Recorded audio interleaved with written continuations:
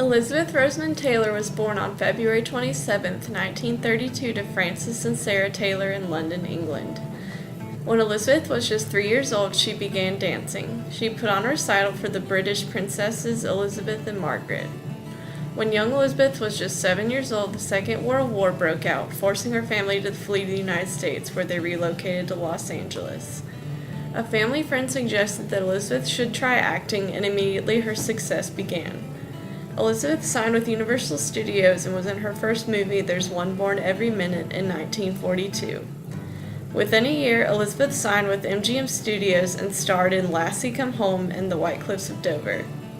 Her popularity increased dramatically, but it was the hit movie National Velvet that made Elizabeth a star, grossing in over $4 million. Elizabeth continued to be in movies constantly throughout her life, most of them being a success. Elizabeth Taylor was married 8 different times to 7 different men. All but one marriage ended in divorce.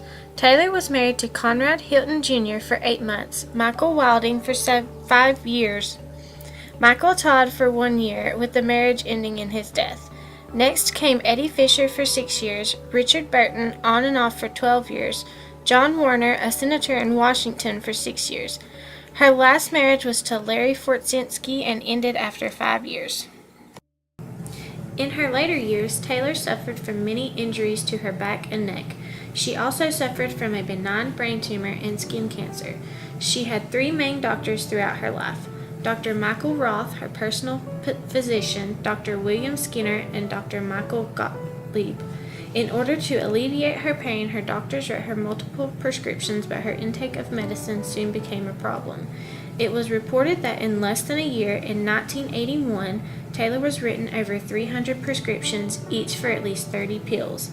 It was rumored that she was distributing the medication to her many friends that were suffering from AIDS, but it was most likely she was taking a majority of the medication herself.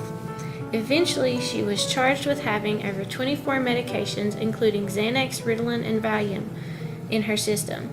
In 1983, after an intervention by her family and friends, Taylor committed herself to the Betty Ford Center in Mirage, California on December 5th.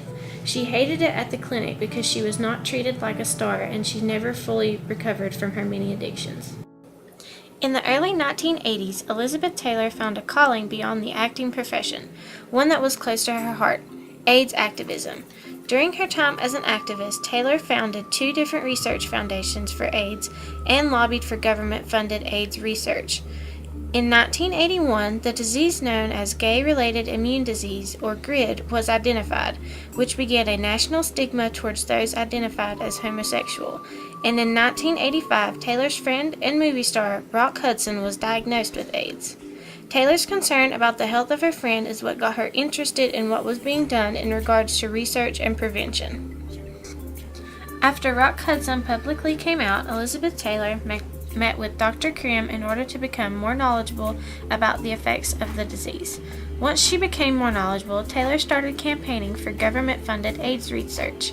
Taylor also co-founded the National American Foundation for AIDS Research in 1985. In addition to asking for government funding, Taylor also started a campaign that helped get AIDS prevention programs in many of the poorer countries and regions of the world. Overall, it is estimated that Taylor, through her foundations and her personal efforts, raised over $270 million for AIDS research.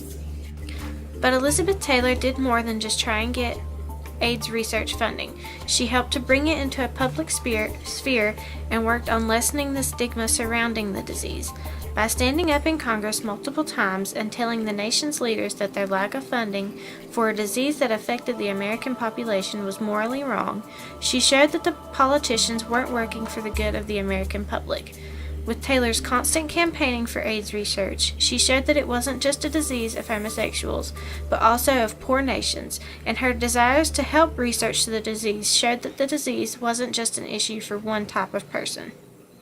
Elizabeth Taylor led a life as an actress, wife, mother, and AIDS research campaigner. She used her popularity among the American people to bring out a cause close to her heart into the public sphere and try to lessen the stigma surrounding it.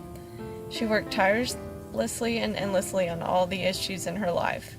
Elizabeth Taylor died March 23rd at age 79 in Los Angeles from congestive heart failure.